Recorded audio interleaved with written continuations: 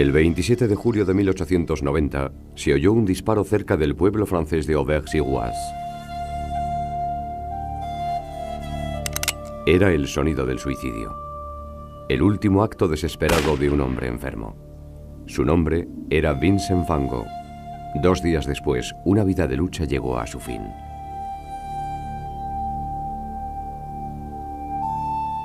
Cuando murió, Van Gogh tenía 37 años y era casi desconocido. Solo había vendido uno de sus cuadros.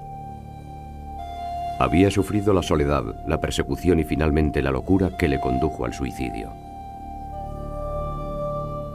Pero su muerte también marcó el comienzo de la leyenda. Pasó poco tiempo antes de que la genialidad de Van Gogh fuera reconocida. A principios del siglo XX, sus cuadros obtuvieron el reconocimiento de obras maestras y se dio a conocer la triste historia de su vida. La anécdota de cómo se cortó su propia oreja está entre las más citadas de la historia del arte. Pero la vida de Vincent van Gogh no sería tan atractiva de no ser por la calidad de su arte, toda ella generada en los pocos años anteriores a su desaparición. Sus obras se encuentran ahora entre las imágenes más conocidas del arte occidental y su valor económico alcanza las decenas de millones. Y esa es solo una forma de medir los impresionantes logros de Vincent van Gogh.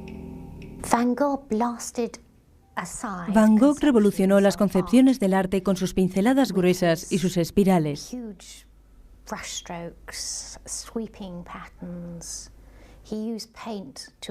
Solía pintar para expresar emociones puras de una forma que nadie más hacía en el momento y que no se ha conseguido desde entonces. Le preocupaba la gente y el ser humano, la condición humana. En otras palabras, la emoción humana. Y eso es algo que de alguna forma en el Renacimiento fue subestimado. Y liberar, como otros habían liberado el color. Van Gogh también liberó el color porque era parte esencial de lo que estaba haciendo. Pero, por ejemplo, tanto Gauguin como Cézanne también lo habían hecho de distintas formas, como Monet y Seurat, y de ahí viene la importancia de que aportara una nueva dimensión de una forma violenta a las bases del sentimiento del arte moderno.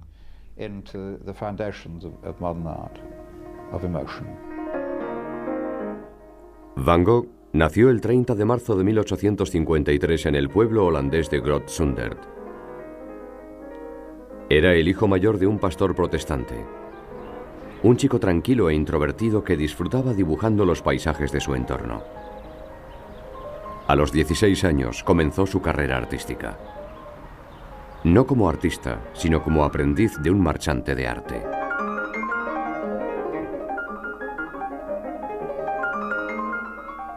Aunque apenas produjo creaciones propias, el trabajo del joven Vincent le puso en contacto con grandes obras.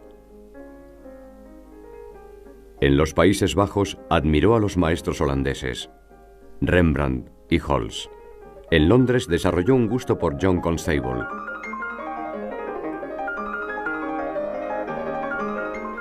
Y en París se familiarizó con la obra de Camille Corot y François Millet.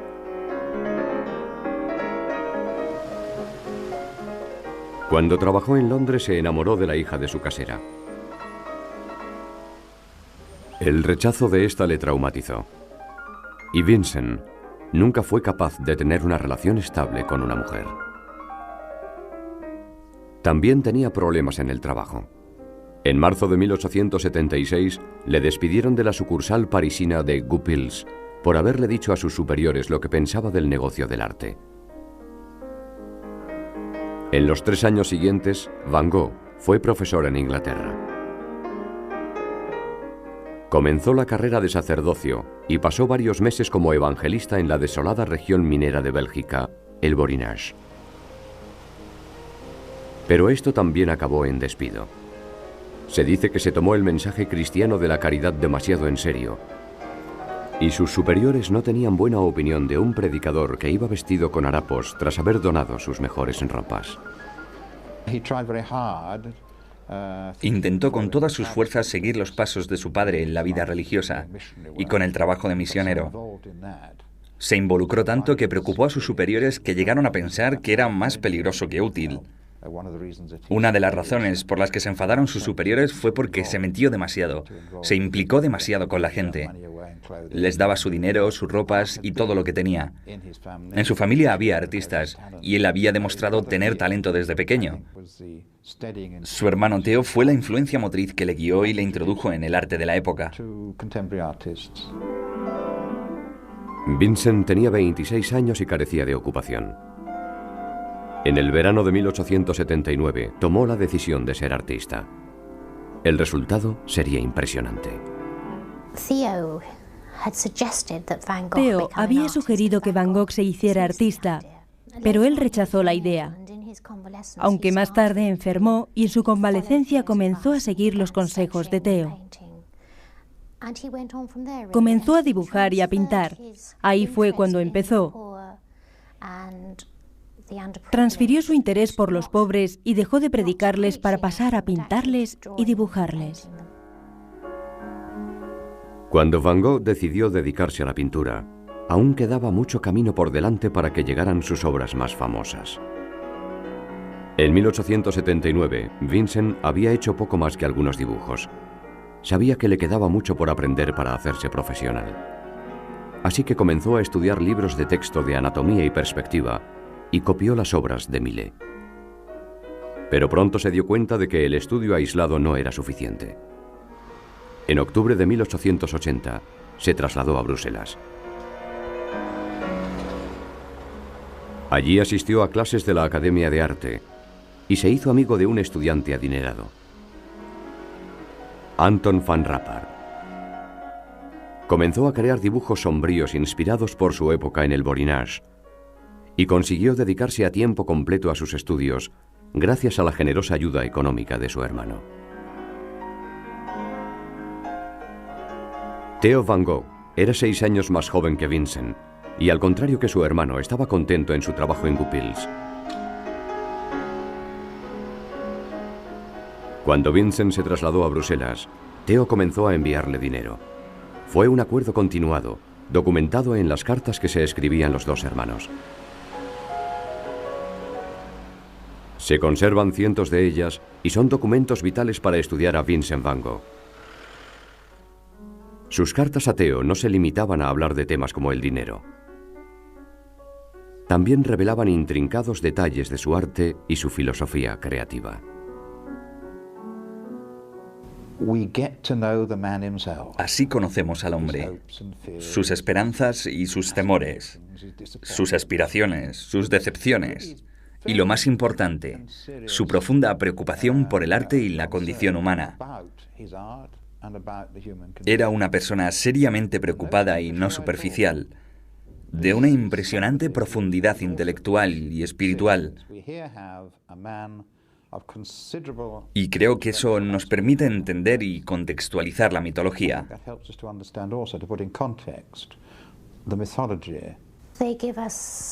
Nos permiten entender sus pensamientos, ideas y creencias. Se las escribía a Theo, por lo que se expresaba muy directa y sinceramente. Tenemos gran cantidad de información sobre lo que sentía por la pintura y la vida en esas cartas. Las únicas pausas en la correspondencia entre Theo y Vincent datan de los periodos en los que vivieron juntos. En la primavera de 1881, ambos se encontraron en la nueva casa familiar de Etten. Pero pronto regresaron los problemas personales.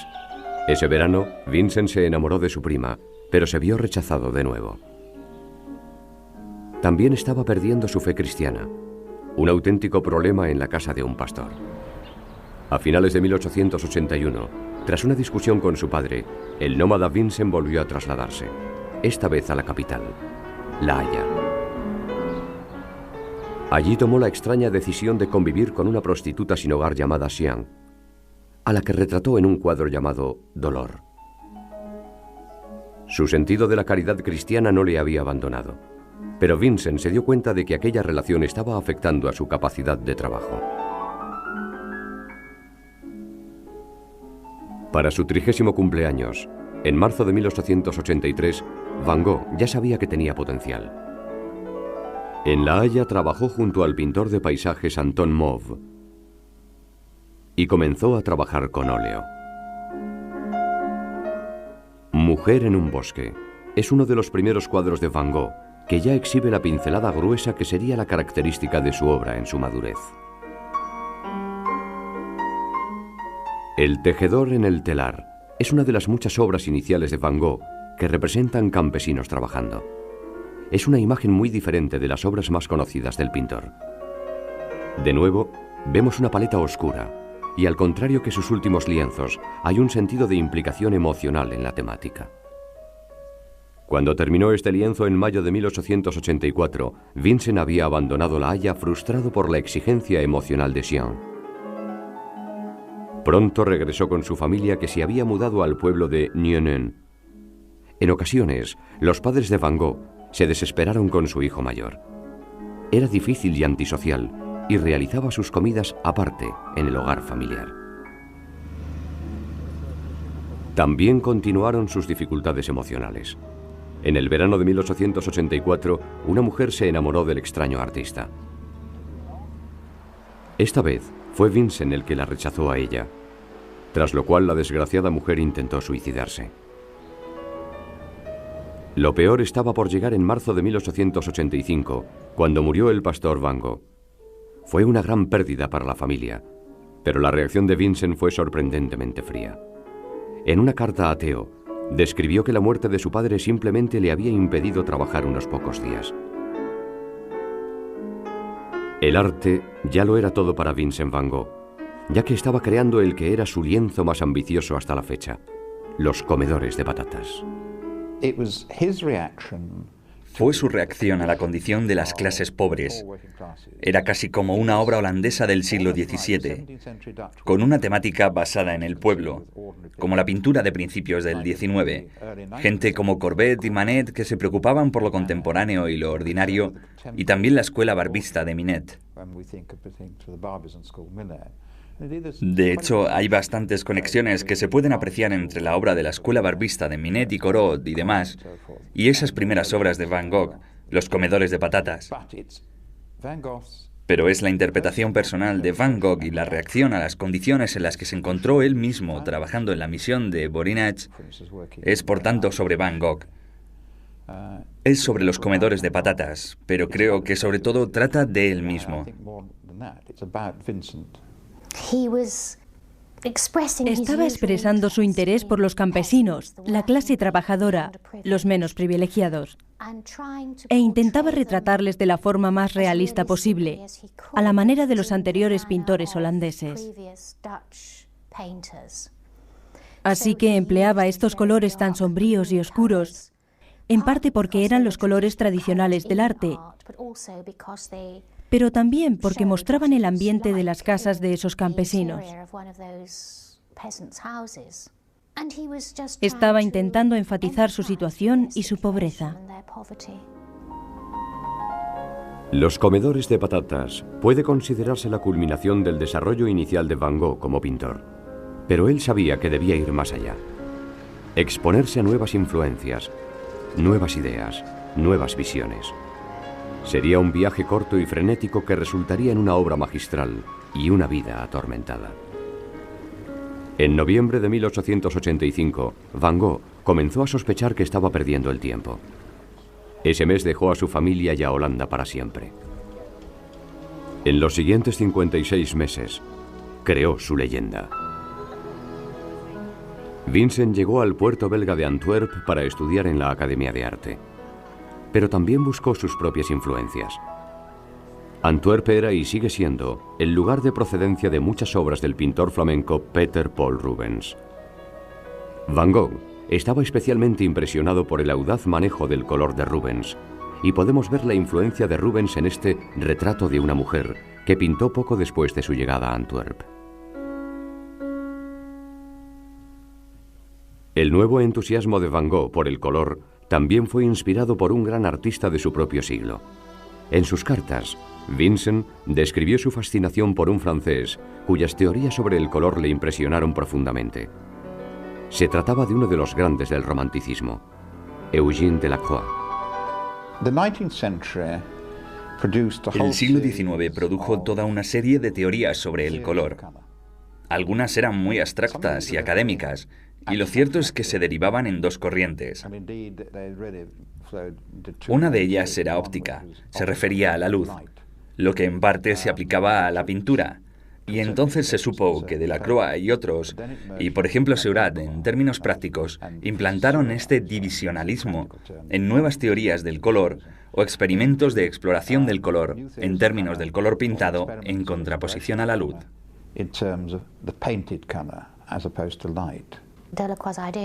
Las ideas de Delacroix sobre el color era que no existe un color sólido. Una zona, una superficie de color, se rompe en diferentes gamas de verde, por ejemplo, si es una extensión de césped, o diferentes azules si se trata de una tela azul. También tenía nociones sobre colores complementarios, reflejos y demás. El color y la pintura se liberaban de las limitaciones del pasado. Y vemos este desarrollo de nuevo.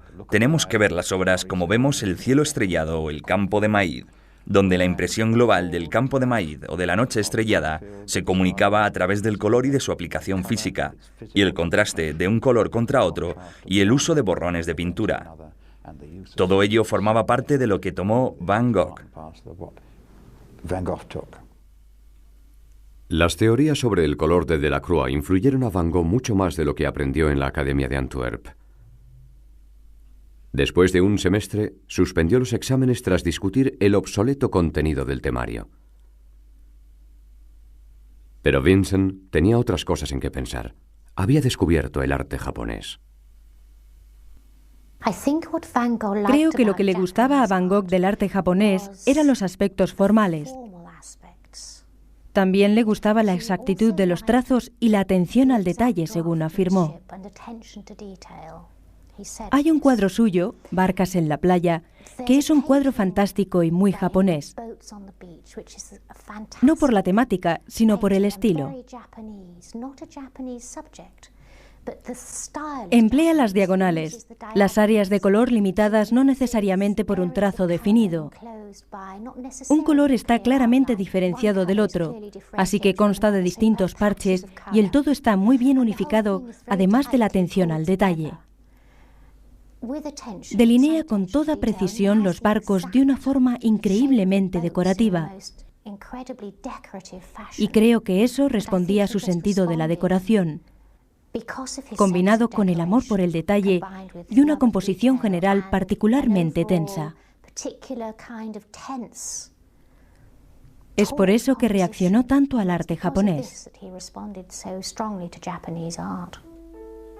Van Gogh siguió apasionado por el arte japonés incluso después de cansarse de su vida en Antwerp.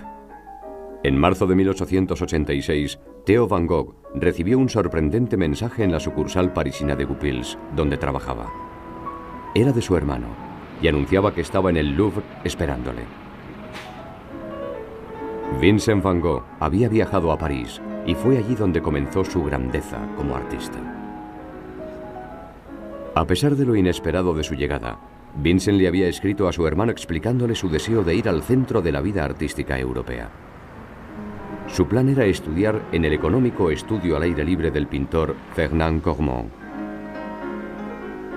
Tras mudarse con Theo, comenzó a perseguir su propósito. Pero al igual que en Antwerp, el estudio formal no le inspiraba. Fue una época memorable para el arte visual parisino. Entre otros eventos, 1886 fue el año de la 8ª exposición de impresionistas. El enfoque revolucionario del color, la luz y la técnica, cuyos pioneros eran Monet y Renoir, entre otros, estaba comenzando a apreciarse. A Van Gogh le gustaba la práctica impresionista de la pintura rápida al aire libre, y al poco tiempo se le vio trabajando en la zona de Montmartre, donde vivía con Theo. Cuando Van Gogh llegó a París en 1886, pintaba a la manera holandesa, tradicional, con colores oscuros y temáticas típicas, bodegones y demás. Durante sus 2 años en París, conoció a los impresionistas, a Seurat y a los divisionistas. Su pincelada se liberó, sus colores se aclararon e iluminaron, y comenzó a pintar paisajes más o menos impresionistas. Fue una revelación total para él estar entre los impresionistas y absorbió mucho de lo que ellos hacían.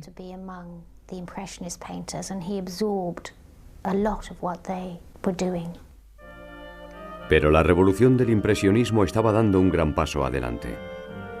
La era del postimpresionismo ya estaba comenzando con la obra de pintores como Toulouse-Lautrec, Seurat y Signac.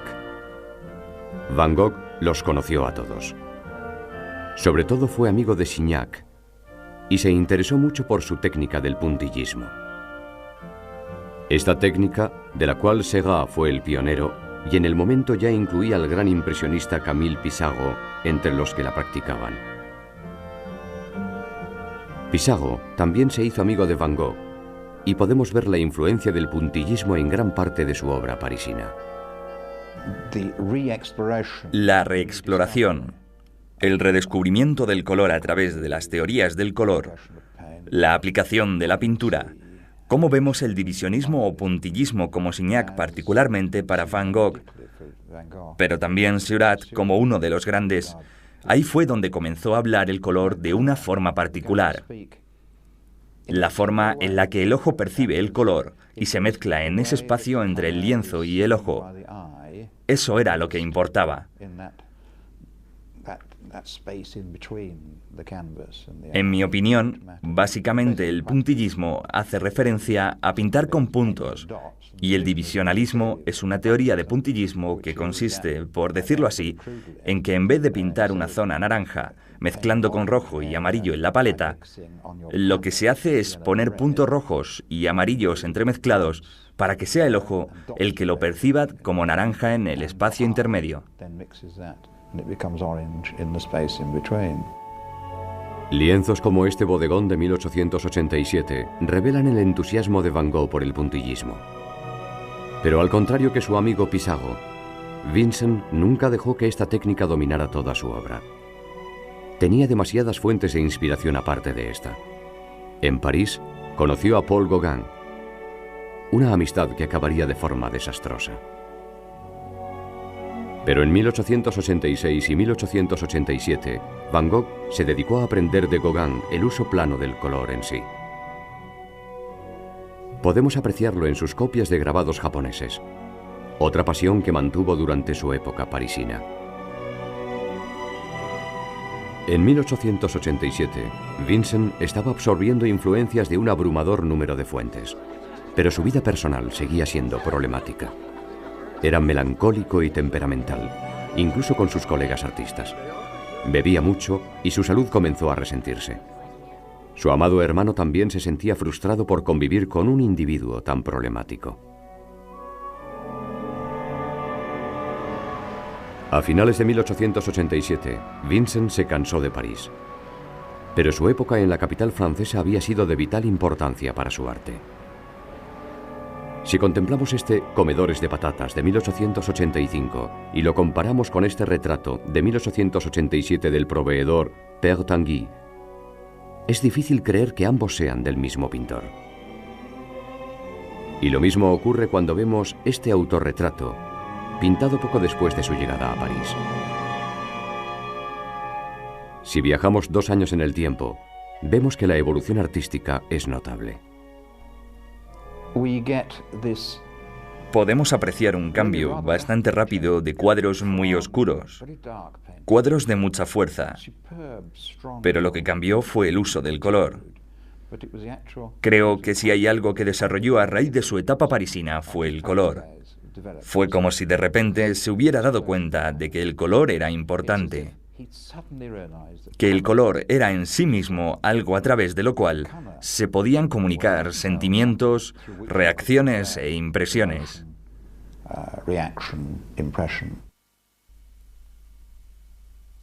En la época en la que Van Gogh se pintó a sí mismo a principios de 1888, sus 2 años en París habían revolucionado su arte, pero seguía sin sentirse satisfecho. Estaba harto de vivir en la ciudad y quería trabajar en algún sitio más cálido y luminoso donde pudiera pintar todo el día. Su elección fue la soleada región de Provenza. El 20 de febrero de 1888 cogió un tren en París y viajó hacia el sur. Su destino era la ciudad de Arles, y fue en esta comunidad provenzal donde la genialidad de Vincent van Gogh comenzó por fin a revelarse. Con el constante apoyo de Theo consiguió trabajar sin distracciones. En cuanto llegó a Arles, se lanzó a una frenética agenda de trabajo. Solía trabajar 16 horas diarias en la creación de paisajes, bodegones y retratos.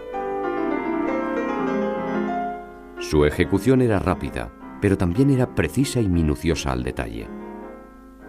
Para entonces ya había desarrollado su propia filosofía artística, que igualaba el arte de la pintura al arte de la música. Y para Van Gogh, el color era lo que daba la clave. En una carta a Theo le habló de emborronar y exagerar completamente el color. Sus pigmentos eran audaces e intensos, pero también gozaban de una armonía en el lienzo, como podemos ver en una de las primeras obras de Arles, el puente de Langlois con lavanderas. Emplea una paleta bastante limitada en sus cuadros, de nuevo con colores vivos, verdes y amarillos, una combinación bastante inusual, y aplica los colores con mucha confianza. Podemos darnos cuenta de todo el tema del color apreciando la fuerza de estas obras. Nadie que vaya a sentarse junto a esos ríos y contemple el puente sería capaz de adivinar que fue ahí donde Van Gogh se sentó a pintar esta vegetación. La forma en la que pintó este puente, así es como era el cielo en aquel momento, porque el color ya se ha deteriorado y la fuerza del puente es increíble, y es en parte por el dibujo que hay debajo que tiene mucha fuerza. Y esa es la reacción de Vincent al simbolismo. Además de ser una reacción personal, y eso es importante, está relacionado con los grabados japoneses por su simplicidad, lo que las convierte en obras de mucha fuerza. Cuando Van Gogh terminó el puente de Langlois en marzo de 1888, ya tenía una confianza total en su arte. Pero su manejo del color se haría todavía más audaz. Una visita a la costa mediterránea, en Saint-Marie-de-la-Mer, inspiró esta impresionante acuarela a su regreso a Arles. El contraste entre naranjas y azules es abrumador, y la imagen consigue crear un todo unificado. Jamás se había visto un cuadro como este, y no es de sorprender que Van Gogh no pudiera vender su obra. Pero en verano de 1888 consiguió un estudio en una propiedad de Arles y en septiembre alquiló el edificio entero, la denominada Casa Amarilla. Era un nombre adecuado. Van Gogh estaba casi obsesionado con el color amarillo. Cuando se veía obligado a pedirle a Theo que le comprara pintura, el amarillo siempre era el primero de la lista. Para Van Gogh, el amarillo tenía un significado espiritual y simbólico, y empleaba el color con abandono en sus retratos, en los soleados paisajes y en los bodegones. Estos incluían una de las obras más famosas y de técnica más impresionante de toda su carrera, Los girasoles, de agosto de 1888. Vincent escribió a Theo diciéndole que estaba centrándose en el sol y la luz del sol. Suponemos que es por esto por lo que estaba obsesionado con el amarillo en todas sus gamas, como los que aparecen en los girasoles en la National Gallery. Le encantaba un color tan vibrante. En Los girasoles, que es un ejemplo especial, en la serie de Los girasoles de la que el mejor exponente se encuentra en la National Gallery de Londres, fue en contra de todos los criterios de pintura tradicional. Es todo amarillo, y aún así tenemos algo realmente tridimensional, o al menos la ilusión creada de 3 dimensiones. Aquí no hay perspectiva, no hay trucos de profundidad en el sentido tradicional. Es el uso del color y las variaciones del tono de un color, que es una especie de naranja, además de una calidad lineal. Y volvemos de nuevo a este dibujo. No teme utilizar un color oscuro, una indicación de una línea oscura para rodear o separar, y eso da profundidad. Recuerdo que durante mucho tiempo pensé que no se parecían a unos girasoles en absoluto, y luego me di cuenta de que son las flores en la etapa en la que se han quedado sin pétalos, mostrando todas las semillas del girasol. La textura de esas semillas es muy distinta de la textura de la maceta, que casi se puede tocar, que está coloreada con una superficie agradable y brillante, contra una superficie mate y luego contra la pared. Van Gogh creó una serie de estudios de girasoles, y esta versión puede contemplarse actualmente en la National Gallery de Londres, pero originalmente estuvo colgada en la pared del pintor. La creó para decorar un estudio comunal de la Casa Amarilla. Esto era la denominada colonia de artistas que Vincent quería establecer, el Estudio del Sur. Y su primer compañero de colonia fue Paul Gauguin.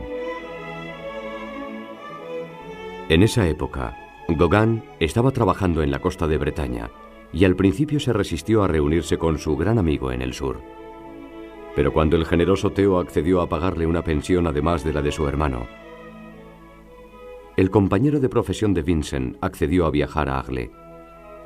Van Gogh estaba exultante. Vincent quería juntar a unos cuantos artistas para que cooperaran, como los primeros cristianos, según él.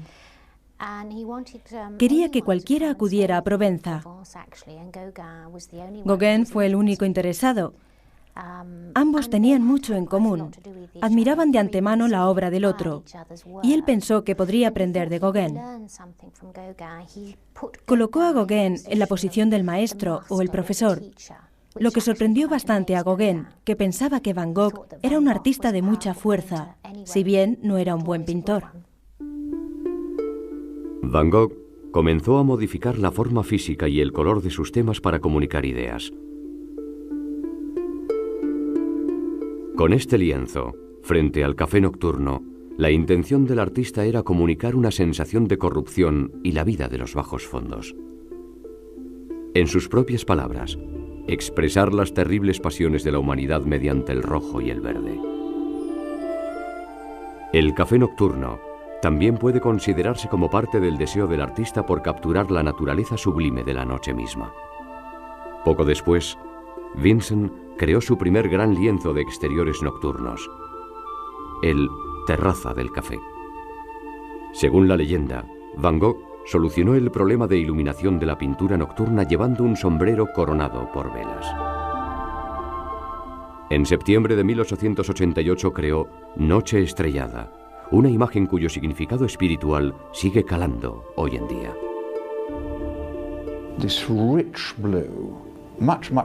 Este azul intenso, mucho más intenso que la realidad, por tanto no es real en el sentido tradicional, salpicado con estos puntos extremadamente brillantes de amarillo blanquecino y esas espirales de color, no es estático, es un todo en movimiento y uno siente que es la reacción de Vincent ante la noche que está en constante movimiento.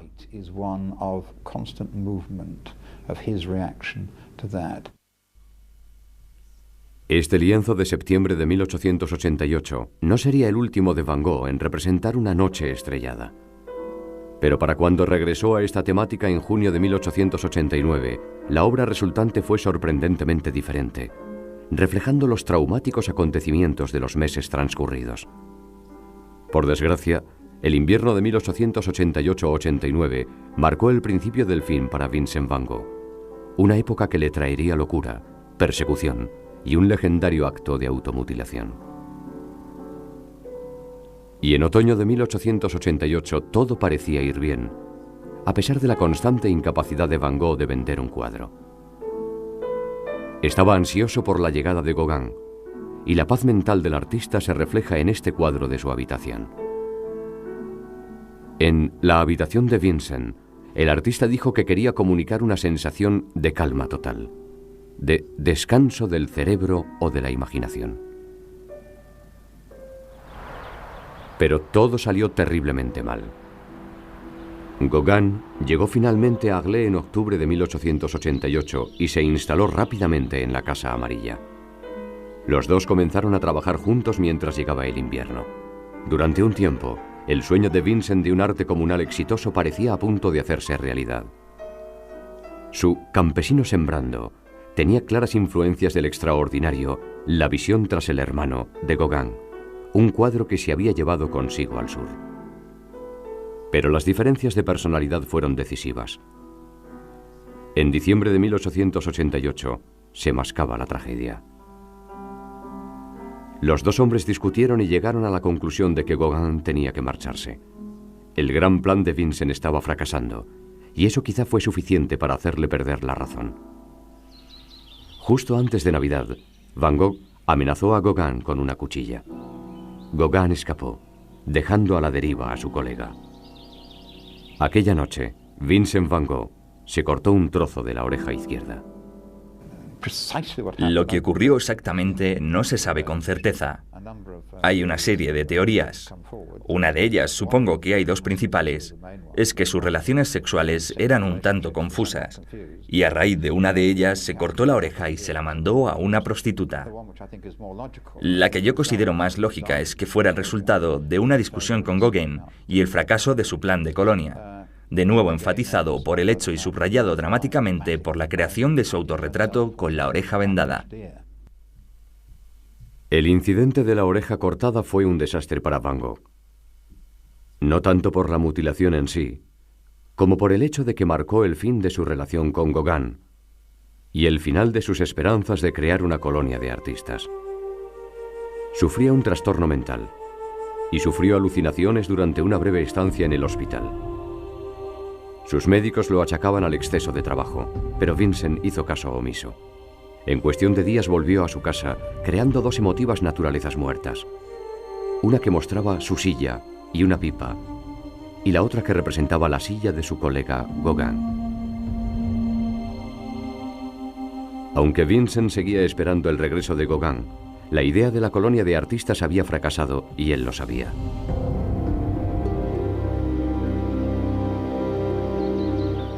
A principios de 1889, un desconocido artista holandés se hallaba solo en el sur de Francia. No llegó a hacer amigos en Aglaé. El cartero, Joseph Roulin, era una de las pocas personas que conocía. Pero en la primavera de 1889, el amigo al que retrató fue trasladado a otra ciudad. La vida de Vincent se venía abajo. Aunque siguió trabajando, las alucinaciones persistían. También sufrió la persecución de sus vecinos, 80 de los cuales firmaron una petición que exigía el encierro del loco con el que convivían. Vincent tenía un desorden mental, un hecho que aceptó. En mayo de 1889 salió de Aglaé para ingresar en el sanatorio de Saint-Rémy. Hay varias teorías sobre la salud mental de Vincent en esa época, porque sufría paranoia. Pero la esquizofrenia puede haber sido otro elemento. El médico que le trató en ese momento pensó que no estaría comiendo correctamente, y eso era probable. Quizá también hubiera consumido alguna sustancia venenosa de su pintura, sobre todo el blanco. Es probable, y es la teoría más popular, que sufriera algún tipo de epilepsia. Hay un tipo de epilepsia que consiste en periodos de perfecta normalidad con otros de gran depresión, paranoia y violencia, seguidos de periodos de letargo y de nuevo vuelta a la normalidad. Quizá nunca lleguemos a conocer la naturaleza exacta de la enfermedad de Van Gogh, pero él pensaba que mientras fuera capaz de trabajar seguiría cuerdo. Así que insistió en seguir pintando durante su reclusión en Saint-Rémy.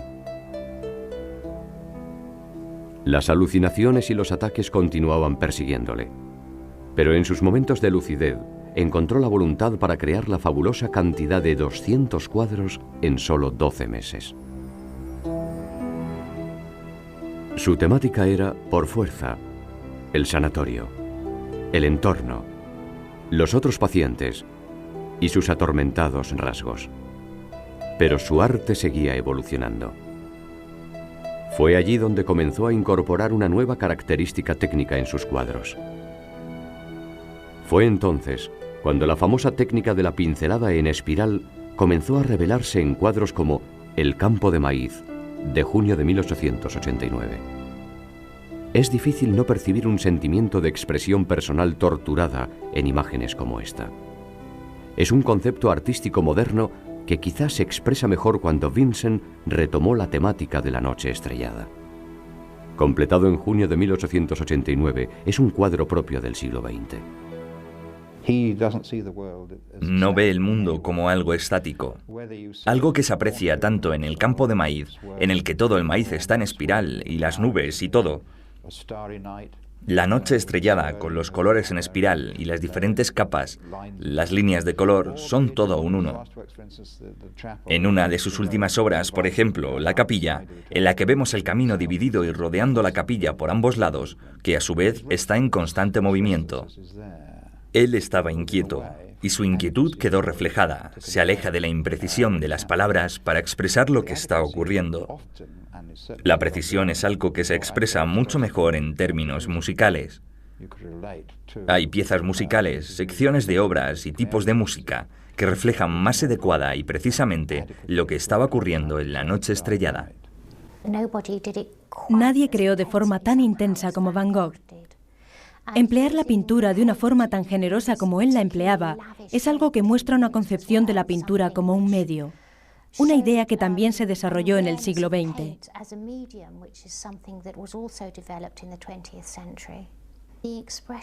El movimiento expresionista, por ejemplo, demostraba un profundo deseo de emplear la pincelada y expresar emociones de intensidad variable, queriendo liberarse de los sentimientos abrumadores.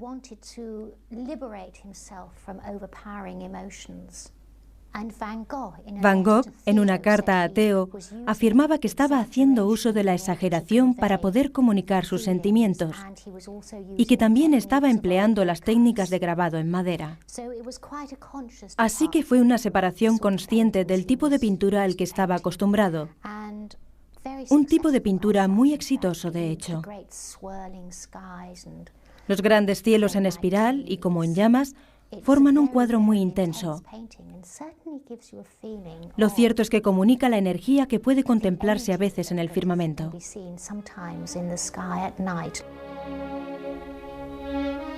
Poco después de terminar la noche estrellada, sufrió otro brote en Saint-Rémy.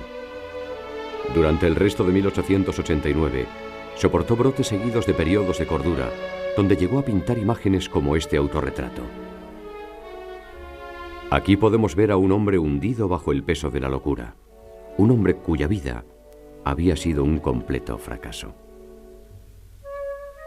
Afortunadamente llegaron buenas noticias. A principios de 1890 apareció un artículo que alababa la obra de Van Gogh. Ese mismo mes, Theo informó a su hermano de la venta de su cuadro La Viña Roja por la suma de 400 francos. Fue el único Van Gogh que se vendió en vida del artista. Pero el sanatorio de Saint-Rémy no pudo hacer nada por Vincent Van Gogh. Cada vez más solitario, el artista decidió abandonar la Provenza. En mayo de 1890 llegó a Auvers-sur-Oise, un pueblo cercano a París, bajo la supervisión de Paul Ferdinand Gachet, un médico que también era amigo del viejo colega de Vincent, Pissarro.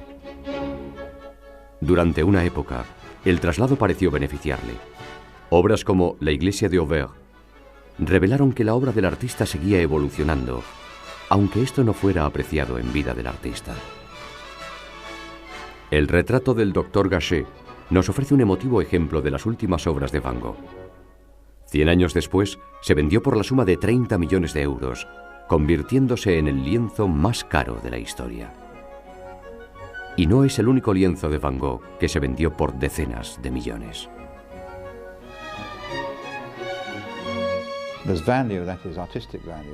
Está el valor artístico por un lado, el valor histórico por el otro, y el valor en un sentido puramente económico.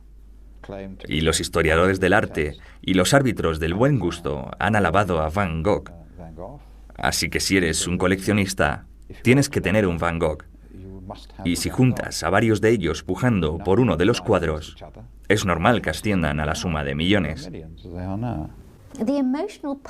El potencial emocional de la obra de Van Gogh es quizá lo que atraiga a todos esos compradores dispuestos a gastar esas cantidades de dinero, además de la moda.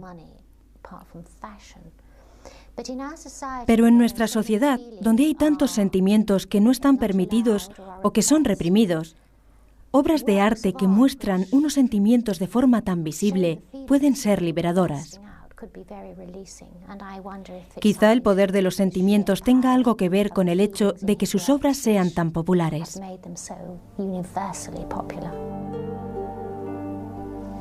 Quizá la tragedia definitiva para Vincent Van Gogh fuera el hecho de que jamás llegó a saber el valor que alcanzaría su arte en el futuro. En julio de 1890, en Auvers-sur-Oise, el aún desconocido pintor cogió una pistola y se pegó un tiro.